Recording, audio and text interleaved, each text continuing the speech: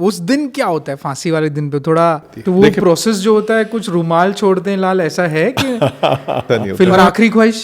तो Afzal Guru last moment में फिर कैसा था, मतलब उससे पूछा कि आखिरी इच्छा, वो कहते जी मैं आपको गाना सुनाना चाहता हूँ।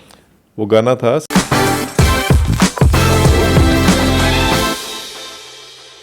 फांसी का जो अपना टॉपिक शुरू हुआ था, उस दिन क्या होता है फांसी वाले दिन पे? थोड़ा देखिए, सब लोग साइलेंट रहते हैं, माहौल एकदम अजीब होता है। एक बात तो है, जिसको फांसी लगनी हो, जिसको पता है कि फांसी लग रही है, तो साइलेंट तो रहता ही है।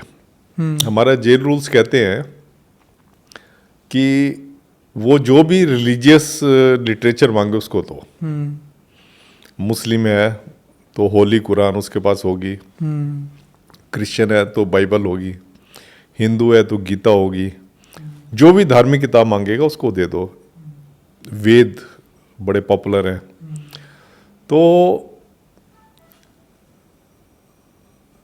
क्या होता है कि फांसी, जैसे किसी को फांसी की सजा हुई, पहले वो अपील करेगा हाई कोर्ट में, हाई कोर्ट के बाद सुप्रीम कोर्ट अपील करेगा, सुप्रीम कोर्ट में जब वो करेगा उसके बाद प्रेसिडेंट को लगाएगा।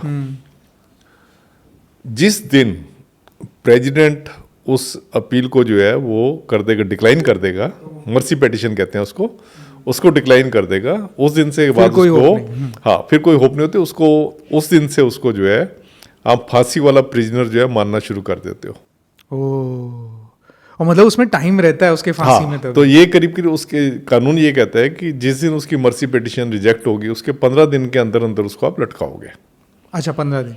तो उसके बाद क्या होता है, जैसे उसका सुप्रीम कोर्ट ने रिजेक्ट कर दिया, उसके बाद फिर ब्लैक वारंट इशू होता है। जिस कोर्ट ने उसको कैद दी होती है ओरिजिनली, वही ब्लैक वारंट साइन करता है।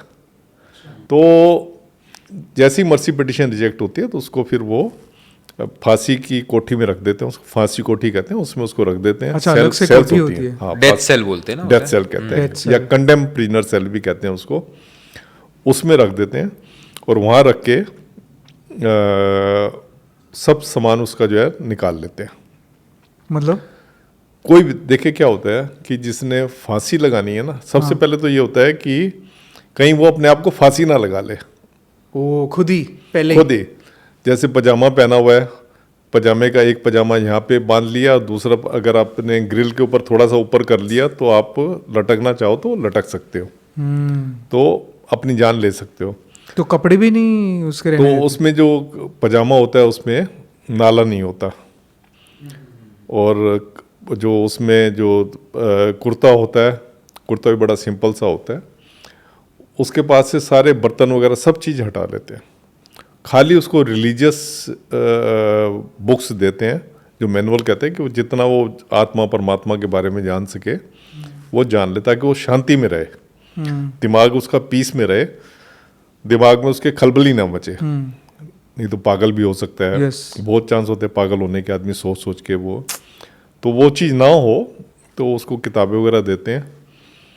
और इन बिटवीन जो 15 दिन के अंदर अंदर जो उसके घर वाले जो मिलने वाले होते हैं वो आते हैं, वो भी मिल के जाते हैं, उनको आखिरी मुलाकात होती है। मिलने आते हैं लोग? हाँ, मिलने, हर एक के मिलने आते हैं।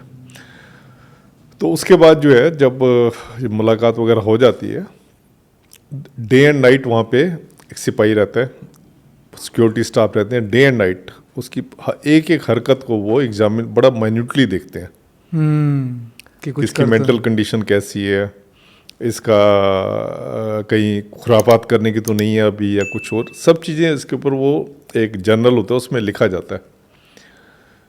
उसके बाद जिस दिन फांसी की डेट फिक्स होती है, उस दिन सुबह सुबह उसको 5 बजे करीब उठाया जाता है। उसको नींद कहाँ आती है वैसे भी, पर 5 बजे करीब उठाया जाता है। उसको चाय वगैरह दे के, चाय सबसे पहले देते हैं, चाय वगैरह दे के उसको फिर कहते हैं नहाना धोना है तो नहा धो लेते हैं वो। तो उसके बाद उसको जो है एक जिसको सो कार्ड जलाद कहते हैं, हैंगमैन जो होता है, वो आया होता है, जो कि जो लीवर हाँ, जो लीवर खींचता है, जिसकी ड्यूटी होती है देखना कि जो फांसी जो दे रहे हैं रूल के हिसाब से दे रहे हैं। रस्सा वगैरह जो है पूरा अच्छे, एक दिन पहले रात को वो चेक कर लेते हैं रस्सा वगैरह कि ठीक रस्सा है, बोझ वगैरह इतना उठा लेगा जितना बंदे का है। और उस दिन सुप्रिटेंडेंट जेल भी होता है, उस दिन एक मैजिस्ट्रेट भी होता है। मैजिस्ट्रेट वहाँ इसलिए होता है वो जो कि ये बताता है कि अगर उसकी कोई संपत्ति है, वो संपत्ति किसी को देना चाहता है तो वो उसकी विल वगैरह रिकॉर्ड कर लेता है। उसको पूछते हैं कि किसी उससे पूछते हैं कि तेरी तुम्हारा कोई संपत्ति वगैरह है, तो वो जनरली तो वो पहले ही जब मिलने वाले आते हैं तभी वो कर लेते हैं उसका जो भी बंटवारा करना होता है। तो फिर भी एक फॉर्मेलिटी के तौर पे पूछते हैं, मैजिस्ट्रेट पूछता है। तो उसके बाद जैसे ही सुप्रिटेंडेंट जेल जो है इशारा करता है हैंगमैन को, तो वो लीवर खींच के जान जो है उनकी 2-3 मिनट में जो है जान जो है चली जाती है। तो वो प्रोसेस जो होता है, कुछ रुमाल छोड़ते हैं लाल, ऐसा है कि फिल्मों में हमने नहीं, देखा है नहीं, कि ऐसा- छोड़ा ऐसा- और लीवर नहीं, खींचा, ऐसा नहीं होता और आखिरी ख्वाहिश। हाँ मैं बताता हूँ। एक्चुअली रुमाल खींचने वाली कोई बात नहीं होती, ये हर एक का अपना अपना स्टाइल होता है सुप्रिटेंडेंट। वैसे तो सुप्रिटेंडेंट जैसे आंख का भी इशारा करे ना अच्छा, कि ठीक है कर दो, बस ऐसे कर वो देते लीवर खींच देगा। हाँ, रुमाल वगैरह दिखाने की बिल्कुल कोई जरूरत नहीं होती, इशारा देना हैं। होता उसको लीवर वाले को है। इशारा हाँ, देना उससे है बस। पहले मैजिस्ट्रेट वगैरह जो उसकी बिल वगैरह लिख लेता है, और डॉक्टर आता है। डॉक्टर का होता है जैसे ही लटक जाते हैं 2 घंटे बाद डॉक्टर आते हैं। डॉक्टर सर्टिफाई करते हैं कि इनकी जान He's जो है dead. निकल चुकी है, एक्सटिंक्ट हो चुकी है। वो ये सर्टिफिकेट देते हैं, उस सर्टिफिकेट को कोर्ट में भेज देते हैं, और बॉडी को अगर उनके घर वाले लेने आए हैं तो उनको दे देंगे। अगर कोई सिक्योरिटी रिस्क है तो उस बॉडी को या तो वहीं जला खुद ही देंगे dispose करेंगे। या वहीं पे गाड़ देंगे। जैसे अब अफजल गुरु की फांसी, उसको अफजल गुरु की बॉडी हैंड ओवर नहीं। वहीं हैंड ओवर नहीं की थी। ऐसी मकबूल भट्ट है, उसकी बॉडी को हैंड ओवर नहीं किया था। ऐसी सतवंत सिंह केयर सिंह है, उनकी बॉडी को वहीं जेल में आग लगाई थी। तो ये वहीं पे उसका डिस्पोजल कर देते हैं। नहीं तो आखिरी ख्वाहिश टाइप आखिरी ख्वाहिश जो फिल्मों ये में ना देखा है, लोगों ने- बताओ तुम्हारी हाँ, आखिरी ख्वाहिश मुझे क्या है? बताओ, आप अगर किसी को कहोगे जिसको पता है मैं कुछ एक घंटों में लटकने वाला हूँ, हाँ, कोई ये तो कहेगा नहीं कि मेरे को खीर ला के खिलाओ या पूड़ी ला के खिलाओ या सब्जी ला के खिलाओ या नॉनवेज ला के खिलाओ, ये तो कहेगा नहीं। हाँ, वो तो उस टाइम वैसे भी उसका वो आखिरी वो चल रहा Mindset होता ही है, नहीं, माइंड सेट ही नहीं होता वो। तो आखिरी इच्छा का मतलब ये होता है कि अगर आप अपनी जो प्रॉपर्टी है, मूवेबल या इमूवेबल प्रॉपर्टी है, उसको किसको देना चाहते हैं, इसको आखिरी इच्छा जो कहते मजिस्ट्रेट आके हैं। हाँ, जो पूछता है। मजिस्ट्रेट आके रिकॉर्ड करता है, को उसकी ये इच्छा नहीं होती कि क्या खाएगा क्या नहीं खाएगा, ये सब बेकार की बात है। आखिरी ख्वाहिश में मांग लिया कि मत चढ़ाओ फांसी पे। वो ये भी कह सकते हैं ये कि भी मुझे बोल फांसी देगा। मत चढ़ाओ, मेरी आखिरी इच्छा फंस है। जाएगी भी जिला, अरे ये आखिरी ख्वाहिश तो ये निकली। या आखिरी इच्छा बार बार वो कहता रहे कि मुझे ये खिलाओ, दुकानें ना खुली हो, ये ना हो। तो हाँ। इस चीज़ें बहुत वो कॉम्प्लिकेटेड चीज़ें होती हैं जो हम लोगों ने बनाया हुआ है। आखिरी इच्छा का मतलब ये होता है कि जो उसकी प्रॉपर्टी वगैरह है हाँ, उसके बारे में वो किसके नाम पे करना चाहते हैं, ये उसकी आखिरी इच्छा होती है। नहीं तो अफजल गुरु लास्ट मोमेंट में फिर कैसा था, मतलब क्या शांत था, नहीं, कुछ अफजल बोल गुरु रहा का था? जो मैंने अपनी किताब में भी लिखा है कि अफजल गुरु का जो आखिरी वो थी, तो उससे पूछा कि आखिरी इच्छा जो आप है, तो उसने कहा नहीं, मेरी कोई मेरी प्रॉपर्टी वगैरह नहीं है, कोई ऐसी कोई इच्छा नहीं है। फिर वो कहते हैं जी मैं आपको गाना सुनाना चाहता हूँ। आपको? हाँ, मैं था, सुप्रीटेंडेंट जेल थे और भी जेल स्टाफ था। हाँ, तो कहता मैं आपको एक गाना सुनाना चाहता हूँ। और ये वो कब कर रहा है, जब वो 1 घंटे दूर है फांसी से? हाँ, फांसी से 1 घंटे दूर है। तो उसने गाना शुरू किया। गाया भी? हाँ, बड़े उछल उछल के गा रहे थे। वो गाना था, संजीव कुमार की पिक्चर थी, अपने लिए जिए तो क्या जिए, खुशी ये दिल जमाने के लिए। उसका कहने का ये था कि फिर उसने जो उसको एक्सप्लेन किया, पूरा गाना गाया उसने, हमने भी साथ गाया उसके। उसका कहने का मतलब ये था कि तुम आजकल दुनिया में ना लोग अपने लिए जीते हैं ज़्यादा, अपने लिए तो जानवर भी जीता है। आपकी ज़िंदगी तभी वो है सफल है अगर आप दूसरों के लिए जी रहे हो। फिर उसने बताया, कहते हैं कि जो मेरे को फांसी लग रही है, मैं कोई इस कॉन्स्पिरेसी वगैरह में कोई शामिल नहीं था, जो वो बता रहा था। तो मैं इसमें कोई वो शामिल नहीं था, मैं तो खाली ये कि इस देश से करप्शन को भगाना चाहता था। अगर मैं टेररिस्ट होता तो मैं PUCL बड़ी फेमस NGO है, उसका मेंबर क्यों होता, उनके हर एक एजिटेशन वगैरह में मैं जाता था। और मैं अपने बच्चे को डॉक्टर क्यों बनाता। कहते कभी आपने किसी टेररिस्ट को देखा है कि वो अपने बच्चे को MBBS करवाए।